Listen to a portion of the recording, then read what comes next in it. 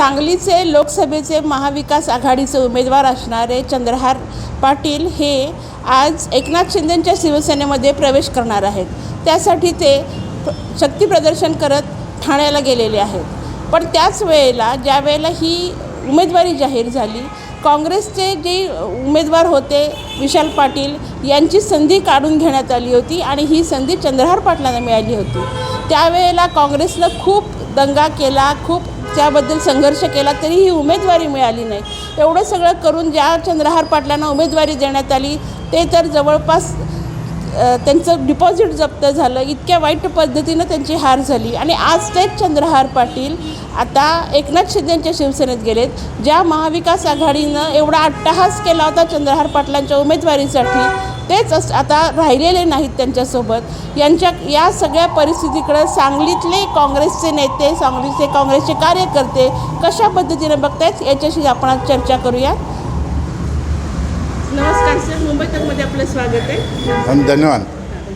हे बघा काय झालं की तुमच्या लोकसभेच्या पार्श्वभूमीवर ज्या वेळेला काँग्रेसच्या आता 2 वेळा हे खेळ झालेला होता आणि शेवटी तर असं झालं की चंद्रहार पाटील कोण तर सांगली मिरजेच्या कुठल्याही माणसाला माहीत नाही, परंतु संजय राऊतला माहीत आहे। म्हणून तुम्ही एखाद्या माणसाच्या म्हणजे त्याचं भीड खातर तुम्ही पक्ष मोडून खाल्ला।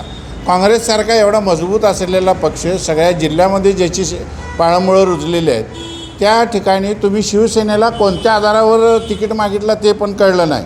आणि त्यानंतर आम्हाला माहीत होतं की हे प्रत्येक ठिकाणी हे काय म्हणतो फिरती ढाल आहे, कुठं तर जाऊन थांबणार आहे आणि हे काय विचाराशी प्रामाणिक असलेले कार्यकर्ते नाहीत।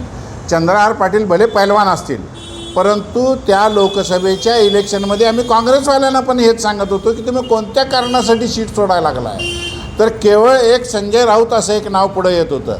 आता संजय राऊत जर ते कुठे लपून बसलेत आता कळत नाही, परंतु तुम्हाला जर आघाडी टिकवायची होती आणि ही जर सीट अपक्ष आलेली ही काँग्रेसच्या माध्यमातून आली असती तर काँग्रेसची 100 तरी पूर्ण झाली असती।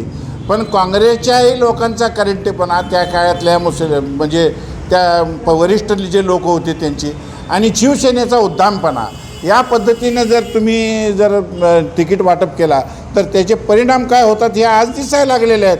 त्यामुळे चंद्रहार पाटील पळून गेलेत किंवा दुसऱ्या पक्षात चालले आहेत, पक्षांतर लोकशाहीमध्ये त्यांना अधिकार आहे, परंतु तुम्ही सगळ्या धर्मनिरपेक्ष असलेल्या आघाडीच्या लोकांना फसवणूक करून तुम्ही त्या ठिकाणी गेला आणि लोकांनी तुम्हाला ओळखलेलं होतं म्हणून तुम्ही 60,000च्या वर गेला नाही सगळ्या जिल्ह्यातनं। त्याचं कारण काय होतं तर एका माणसाची ती वैचारिक बैठक आहे ती कळत होती आणि म्हणून त्याच्या माध्यमातून लोकांनी ओळखलं की ह्याला काय नाही, हे विशाल पाटलालाच म्हणजे अल्टिमेटली काँग्रेसच्या लोकांनी मतं दिली होती आणि म्हणून शिवसेनेनं आपली ताकद ओळखून त्यावेळेला मागितलं असतं तर बरं झालं असतं। आज या ठिकाणी ते शिंदे गटामध्ये प्रवेश करत आहेत, पण तिथं तर ते निश्चितपणे राहणार आहेत का? त्यांचा पूर्वी ते इतिहास बघितला तर सगळे असे संघटना पक्ष बदलत आता त्या ठिकाणी गेलेत। त्यानंतर सत्ता नसताना जर तिथं राहिले तर मला वाटतं ते एक जगातलं 8वं आश्चर्य असेल। धन्यवाद। एक फेसबुक पोस्ट करत चंद्रहार पाटलांनी आपण एकनाथ शिंदेच्या गटात चाललो आहात हे सांगितलं की आपल्याला आपण जे करणार आहोत त्याला सरकारमध्ये जाणं आवश्यक आहे। तुम्हाला या दृष्टीने कसं बघता तुम्ही? नाही, सर्वात प्रथम तर सांगली जिल्ह्याच्या काँग्रेस पक्षाचा हा नुकसान झालेला आहे सगळ्यात मोठा। ज्यावेळेस लोकसभा इलेक्शन होती त्यावेळेस विशाल पाटलांना तिकीट डावलून त्या पैलवानांना देणं हे कितपत योग्य होतं हे मला तर माहीत नाही, पण संजय राऊतांनी आमच्या सांगली जिल्ह्याच्या काँग्रेस पक्षाचा आणि आमच्या उमेदवाराचा हाल भरपूर नुकसान केलेलं आहे। तुम्ही कसं बघता या सगळ्या गोष्टीकडे? हे बघा, महाराष्ट्राच्या जडणघडणीचा शिल्पकार वसंतदादा पाटलांनी महाराष्ट्राला घडवण्यासाठी 3 वेळा मुख्यमंत्रीपद आपल्या जवळ ठेवून महाराष्ट्राच्या शेतकरी शेतमजुराची विकासाची स्वप्न रंगवण्याचं आणि घडवण्याचं काम पाणी अडवा पाणी जिरवा हे वसंतदादांनी ही योजना राबवून महाराष्ट्रामध्ये काँग्रेसला मजबूत करून महाराष्ट्र प्रदेश काँग्रेसचे अध्यक्षपद आपल्याकडे ठेवून महाराष्ट्रातल्या प्रत्येक जिल्ह्यातल्या तळागाळ्यातल्या विधानसभेचा आमदार असो लोकसभेचा खासदार कुणाला करायचं ह्याची निर्णय प्रक्रिया ह्या सांगली शहरातून दादांच्या माध्यमातून घडायची आणि त्या वसंतदादाची लॉबी महाराष्ट्रामध्ये पुन्हा तोडवड काढण्याने मोठी होऊ नये हा वाईट दृष्टिकोन ज्या लोकांच्या डोक्यामध्ये खचून भरलेला होता त्या लोकांनी त्याचा नातू इथं विजयी होतो आहे तिकीट दिल्यानंतर आणि आपल्याला डोईजड होतो आहे. ह्या ज्या लोकांना भीती त्या सगळ्यांनी मिळून ज्याची हार होणार आहे या निवडणुकीत असा चंद्रहार इथं लादला गेला आणि तो चंद्रहार पाटील इथं या पक्षाच्या माध्यमातून आघाडीच्या माध्यमातून निवडणूक लढवायला लागलं. शेवटी कार्यकर्त्यांचा असंतुष्टपणा वसंतदादा घराण्याला संपवण्याचा घाट यांच्या डोक्यात असल्यामुळं हे माझ्यासारखे अयाजभाईसारखे असे आमचे जे कार्यकर्ते जिल्ह्यामध्ये आहेत लाखावर हजारावर कार्यकर्ते आहेत ते चळवळीवर जीवन जगतो आहे आणि पक्षासाठी आपला जीव घाण टाकतो आहे आणि राबतो आहे. आमचा घात झाला विशाल पाटलाला तिकीट दिलं नाही चंद्रहार पाटलाला दिला मग आम्ही रेटून आणि पेटून उठलो आणि त्या माध्यमातून चंद्रहार पाटलाची हार कशी असते हे संजय राऊताचं त्यांच्या सर्व लोकांना दाखवलं.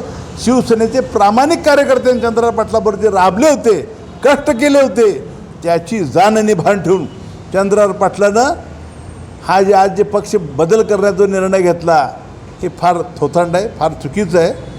कापडं बदलल्यासारखं पक्ष बदलणारा चंद्रहार भविष्यातसुद्धा अशीच आपली कापडं बदलल्यासारखं हा शिवसेना पुन्हा एकनाथ शिंदेची सोडून पुन्हा उगवत्या सूर्याला नमस्कार करणारी अवलाद म्हणून या जिल्ह्यामध्ये परिचित असणार यात तीळ मात्र शंका नाही. सांगली जिल्हा काँग्रेसचा बालेकिल्ला जीवन ठेवण्यासाठी कार्यकर्त्यांनी कसून लढा देऊन विशाल पाटलाला खासदार केला आहे आणि या संस्थेमध्ये जो घणाघात होतो आहे वसंतदादांच्या विचाराचा पाईक म्हणून विशाल पाटील जे बाजू मांडतो आहे महाराष्ट्र बघतोय देश बघतोय ही वस्तुस्थिती आहे हे नाकारून चालत नाही. आणि अशा कार्यकर्त्याला आजही काही योजना मांडल्यानंतर ते हितं विकासाच्या माध्यमातून घडू नये आजही आडवं आमच्या पडत्यात खासदाराच्या ही वस्तुस्थिती आहे हे ना. आणि त्या माध्यमातून चंद्रहार पाटलाची हार कशी असते हे संजय राऊताचं त्यांच्या सर्व लोकांना दाखवलं. शिवसेनेचे प्रामाणिक कार्यकर्ते चंद्रहार पाटलाबरोबर जे राबले होते कष्ट केले होते त्याची जाण आणि भान ठेवून चंद्रहार पाटलानं हा जे आज जे पक्ष बदल करण्याचा निर्णय घेतला हे फार थोथांड आहे फार चुकीचं आहे. कापडं बदलल्यासारखं पक्ष बदलणारा चंद्रहार भविष्यातसुद्धा अशीच आपली कापडं बदलल्यासारखं हा शिवसेना पुन्हा एकनाथ शिंदेची सोडून पुन्हा उगवत्या सूर्याला नमस्कार करणारी अवलाद म्हणून या जिल्ह्यामध्ये परिचित असणार यात तीळ मात्र शंका नाही. सांगली जिल्हा काँग्रेसचा बालेकिल्ला जीवन ठेवण्यासाठी कार्यकर्त्यांनी कसून लढा देऊन विशाल पाटलाला खासदार केला आहे आणि या संस्थेमध्ये जो घणाघात होतो आहे वसंतदादांच्या विचाराचा पाईक म्हणून विशाल पाटील जे बाजू मांडतो आहे महाराष्ट्र बघतोय देश बघतोय ही वस्तुस्थिती आहे हे नाकारून चालत नाही. आणि अशा कार्यकर्त्याला आजही काही योजना मांडल्यानंतर ते हितं विकासाच्या माध्यमातून घडू नये आजही आडवं आमच्या पडत्यात खासदाराच्या ही वस्तुस्थिती आहे हे नाकारून चालत नाही.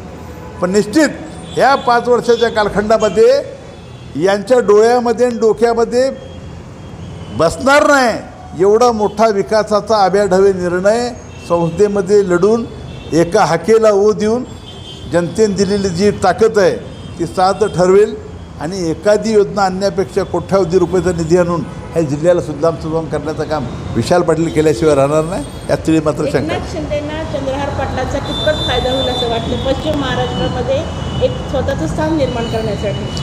हे बघा एखादी तालीम बांधून गावातली मल्लं तालुक्यातली मल्लं मी म्हणतो जिल्ह्यातली मल्लं आणून त्यातला एखादा हिंदी केसरी घडवावा नव्या पिढीत लई मोठं झालं. आणि एकनाथ शिंदेना अशा पैलवानाला घेऊन महाराष्ट्रात शिवसेना मोठी होईल हे थोतांड आहे. हे केसावर फुगं विकणाऱ्यांचा धंदा आहे हे त्याला पुढं केल्यात अजूनही हे चुकीचं आहे होत नाही.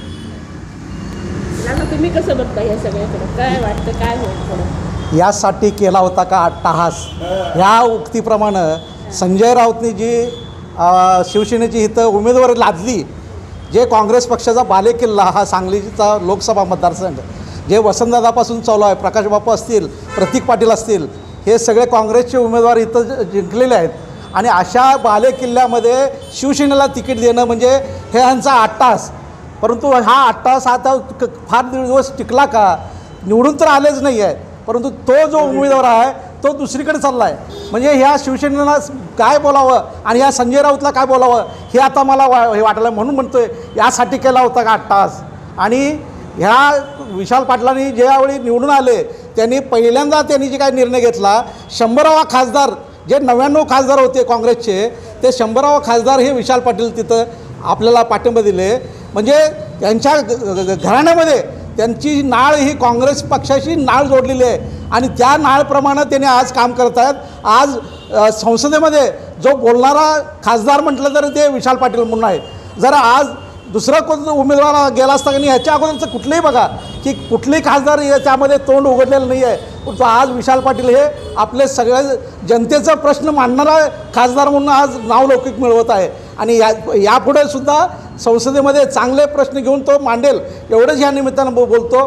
आणि चंद्रहार पाटीलचा हा निर्णय त्यांनी स्वतःमध्ये बघायला पाहिजे, आपण काय केलं आहे, कशासाठी केलं या 8 तास. संजय राऊत नाही आहे त्यामध्ये बोध घ्यावा असं माझी खरंच इच्छा आहे. सांगलीची लोकसभा सीट चंद्रहार पाटलांना देणं, त्यांची उमेदवारी देणं, हा सारा संजय राऊत यांचा जो अट्टहास आहे तो आज उघडा पडला असं इथल्या सगळ्याच कार्यकर्त्यांचं मत आहे. सांगलीहून स्वातीची